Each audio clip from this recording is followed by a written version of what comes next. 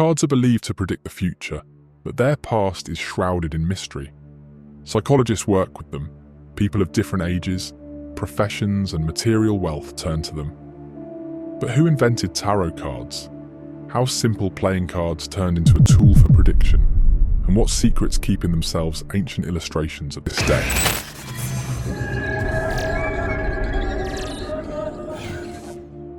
The exact origin of the cards has not yet been determined. According to one hypothesis, they originated in India, another in Persia.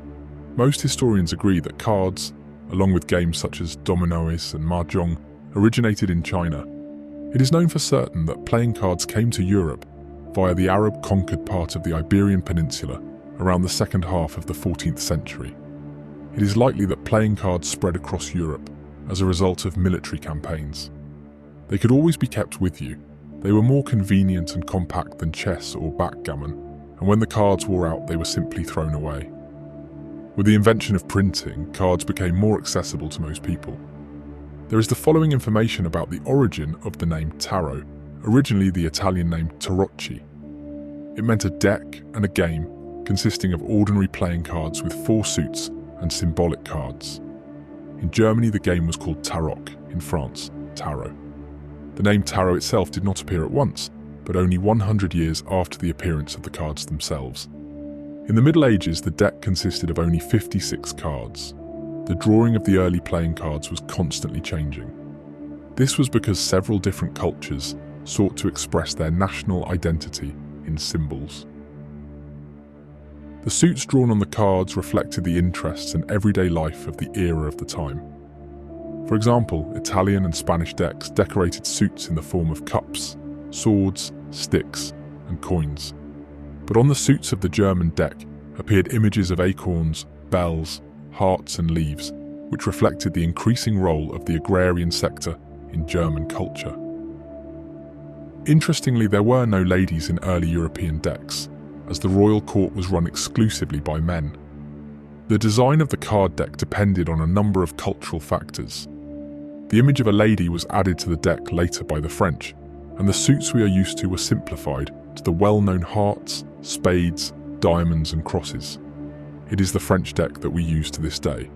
The classic tarot deck, which was developed by Arthur Waite in the early 20th century, consists of 78 cards. They have the minor arcana, are cards of 4 suits. In each suit there are cards from 1 to 10, as well as 4 court cards. The page, the knight, the queen and the king. The deck is also supplemented with the senior arcana. These are 22 unique cards with no suit. They were added to the main deck already in the 15th century. Then the symbolic cards became a favourite entertainment at the courts of Italian vlodicas. Even the Vatican is said to have spent time playing card games.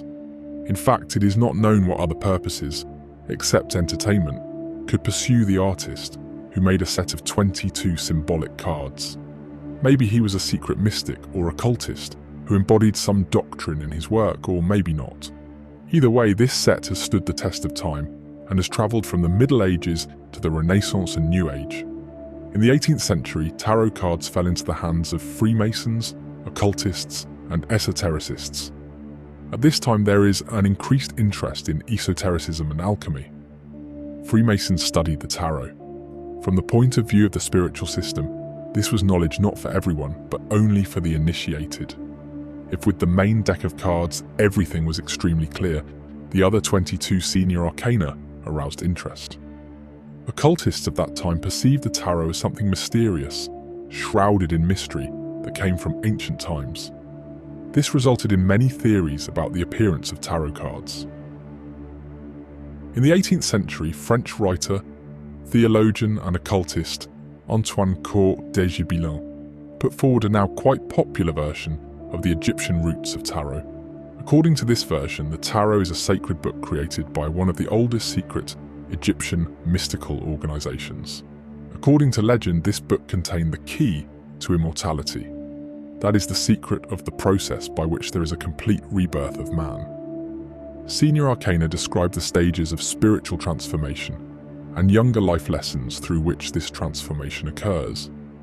The French occultist Papias puts forward a version that when Egypt was in danger of annihilation, The priests of the mystical society considered many options on how to preserve the sacred knowledge for future generations of initiates. On the basis of one of the most ancient and widespread human passions, the love of gambling, they created a repository of information, a deck of cards, encrypting in it the symbols of age-old wisdom for the initiated. And for the uninitiated, the cards remain fun or primitive pictures. The order of the senior arcana is also associated with the ancient Hebrew writing and counting system. The number of the senior arcana really coincides with the 22 consonant letters of the Hebrew alphabet. In the Kabbalistic teaching, letters and numbers are also considered as a repository of divine energy, containing for the initiated a huge amount of information. During the Renaissance, various systems of worldview such as alchemy, astrology, and Kabbalah were popular. The symbolism of tarot cards is quite typical of that era.